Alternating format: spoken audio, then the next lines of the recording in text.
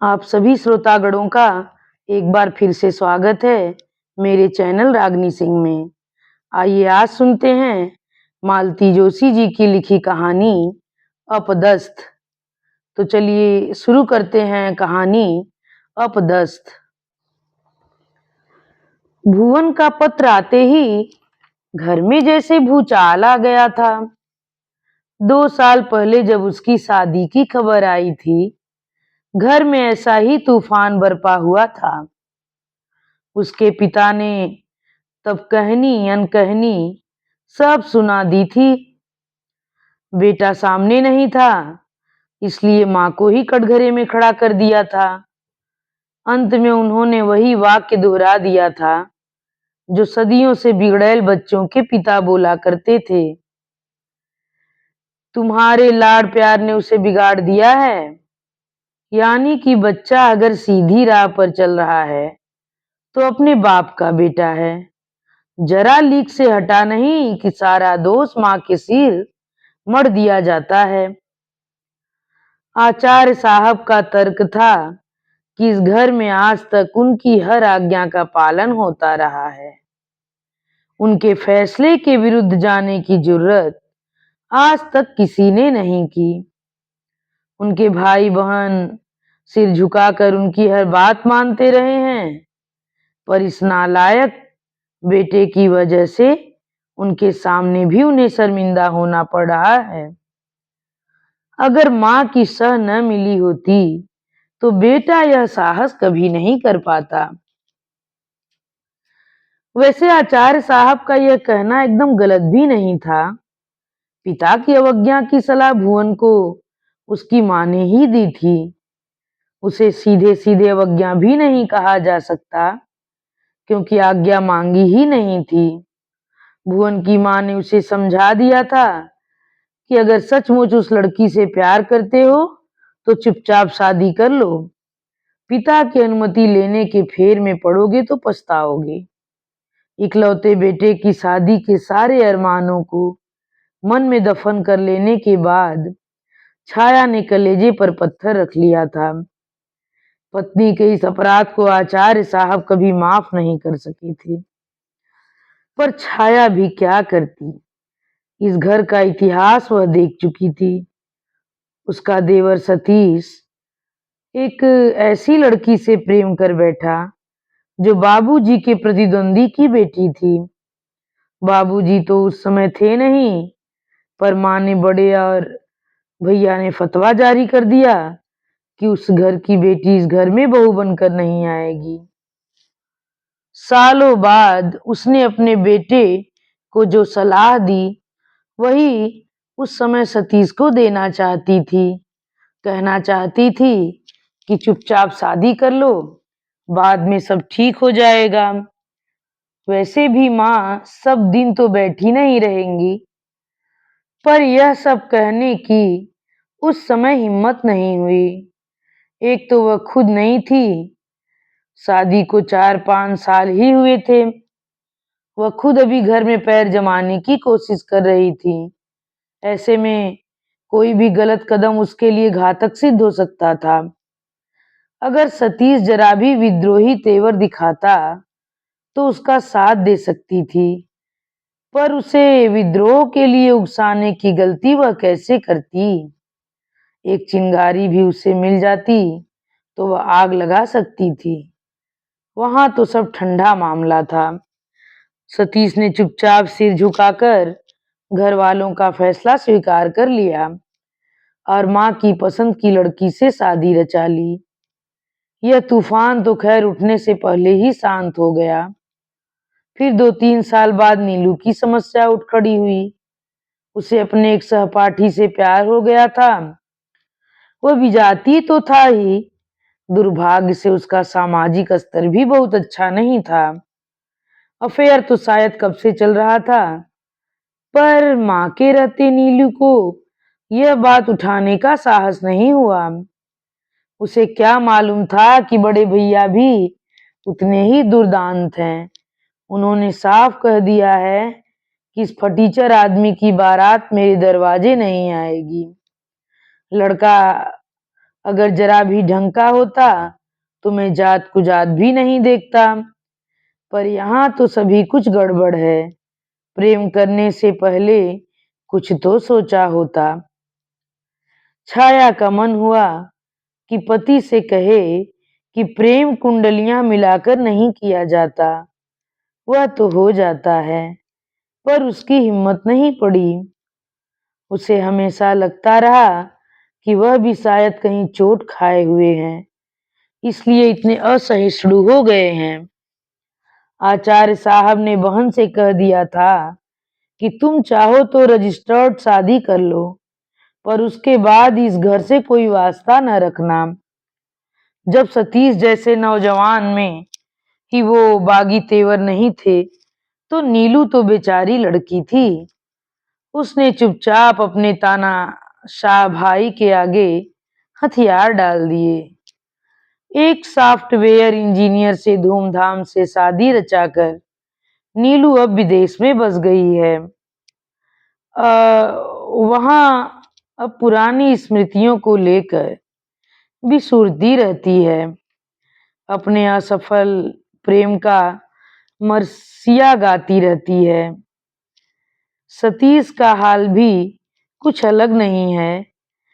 अपनी भरी पूरी गृहस्थी के बीच में भी वह अपराध बोध से ग्रस्त है। उदास बना रहता है, खुद भी दुखी होता है और पत्नी को भी दुखी करता है। अपने प्रेम व्यापार में भुवन ने तो इन सबको पीछे छोड़ दिया था। उसने तो जाति धर्म सभी सीमाओं का उल्लंघन कर डाला था। जब उसने पहली बार अपनी माँ के पास अपने इस प्रेम का रहस्योद्घाटन किया, तो माँ ने उसे समझाइश दी, बेटा, इस विवाह के लिए पिता की आज्ञा की उनके आशीर्वाद की अपेक्षा मत करना। कल्पांत तक प्रतीक्षा करोगे तब भी वह तुम्हें नहीं मिलेगा। अगर सचमुच उस लड़की से प्यार करते हो तो वहीं चुपचाप शादी कर लो और सुखी रहो। पत्नी के इस अपराध को आचार्य साहब कभी माफ नहीं कर पाए हैं। और अब भुवन का पत्र आया है कि वह पत्नी और बच्चे के साथ उनका आशीर्वाद लेने आ रहा है। यह पत्र उसने पिता के नाम ही लिखा था, पर खुश होने के स्थान पर वे तिलमिला गए थे और पत्र के टुकड़े टुकड़े करके उन्होंने पत्नी के सामने ही छितरा दिए थे। वे जानते थे कि यह सब अनायास ही नहीं हुआ है। बागी बेटे के साथ पत्नी का संपर्क बराबर बना हुआ है, इसकी जानकारी उन्हें थी। उन्हें मालूम है कि पत्रों का चित्रों का आदान प्रदान होता रहा है। फोन पर भी घंटों बातें होती हैं। यह सब कुछ उनसे छिपा कर किया जाता है, फिर भी उन्हें पता तो चल ही जाता है। पत्नी का चेहरा देखकर ही वे सारे समाचार जान लेते हैं। आचार्य साहब को पक्का विश्वास था कि सद्भावना यात्रा का निमंत्रण भी पत्नी की ओर से ही गया होगा। भुवन अपने से तो शायद इतनी हिम्मत न कर पाता, इसीलिए पत्र पढ़ने के तुरंत बाद ही उन्होंने ऐलान कर दिया था कि वह नालायक मेरे घर में नहीं आएगा। तुम्हें अगर मिलने का शौक है तो किसी होटल में कमरे बुक कर लो, उसे वहीं बुला लेना। अपने इस निर्णय से बड़े आत्ममुग्ध आत्मतुष्ट बने हुए थे कि एक जोरदार झटका लगा। एक दिन दफ्तर से लौटकर देखते क्या हैं कि छाया माली को लेकर बंधनवार लगाने में व्यस्त है। पोर्च से लेकर मुख्य दरवाजे तक आम्र मंजरियों के बंधनवार लगे हुए थे। बीच बीच में फूलों की मालाएं लटक रही हैं। मुख्य दरवाजे के सामने सुंदर सी अल्पना सजी हुई थी। रंगों की ताजा चमक से पता लग रहा था कि अभी अभी दी गई है। सारा सरंजाम देखकर वे क्रोध से फुफकार उठे। ये क्या हो रहा है? छाया ने शांत भाव से उत्तर दिया, कल भुवन लोग आ रहे हैं ना। नई बहू पहली बार आएगी तो क्या शून्य दरवाजे से गृह प्रवेश करेगी? आचार्य साहब तिलमिला गए। मैंने कहा था ना कि मेरे घर में यह सब नहीं चलेगा। और यह कहते हुए जैसे ही वे आगे बढ़े, छाया ने उनका रास्ता रोक लिया। पता नहीं कैसे उसे आभास हो गया कि अब वह जूतों से उसकी अल्पना को रौंदने ही वाले हैं। पति के आवेश को वहीं थामने के बाद उसने शांत संयत स्वर में कहा, आप भीतर चलकर फ्रेश हो लें, तब तक मैं चाय लगवाती हूँ। पत्नी की भाव मुद्रा देखकर वे समझ गए कि नौकरों चाकरों के सामने तमाशा करना उसे अच्छा नहीं लग रहा है। वह पैर पटकते हुए भीतर चले गए। माली को आवश्यक निर्देश देकर छाया किचन में गई और उसने पंडित से कहा कि चाय कमरे में ही लगा दे। साहब बाथरूम से निकले तब तक चाय लग चुकी थी। छाया ने दरवाजा हल्के से उड़का दिया था। वह समझ गए कि उन्हें घेरने का पूरा बंदोबस्त किया जा चुका है, पर वे भी कच्चे खिलाड़ी नहीं थे। उन्होंने कड़क कर पूछा, जब मैंने मना कर दिया था कि वह नालायक मेरे घर में नहीं आएगा, तो स्वागत का यह सरंजाम क्यों किया जा रहा है? आप चाय लीजिए, ठंडी हो रही है। छाया ने अपना कप उठाते हुए कहा, पहले मेरी बात का जवाब दो। जरूर दूंगी, इसीलिए चाय कमरे में मंगवाई है। मैं आपके सब प्रश्नों के उत्तर दूंगी, पर आप पहले मेरे एक सवाल का जवाब दीजिए। कौन सा सवाल? ये जो आप उस दिन से बार बार कहे जा रहे हैं कि मेरे घर में यह नहीं होगा, वह नहीं होगा, तो क्या सिर्फ घर आपका है, मेरा नहीं है? क्या मेरा कोई अधिकार नहीं है? क्या मतलब? मैं और तुम क्या अलग हैं? यही तो कहना चाहती हूँ। माना कि इस घर में आपका पैसा लगा है, पर मैंने तो अपना जीवन ही इसमें पूरा लगा दिया है, पर इसका कोई मूल्य नहीं है। आखिर तुम कहना क्या चाहती हो? यही कि ईंट गारे और सीमेंट से जो बनता है वह सिर्फ मकान होता है। उसे घर की शक्ल तो औरत देती है। औरत चाहे तो घर को स्वर्ग बना सकती है, चाहे तो उसे नर्क में तब्दील कर सकती है। मैंने आपके इस घर को मंदिर सा पावन और सुंदर बनाने में जीवन के पूरे 28 साल लगा दिए हैं। मेरे कारण ही आपकी माँ का बुढ़ापा अमन चैन से गुजरा है।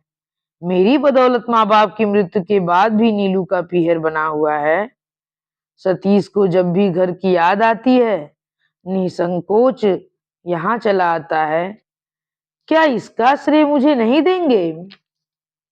क्यों नहीं भाई, मैं तो हमेशा सबसे तुम्हारी तारीफ करता रहता हूँ।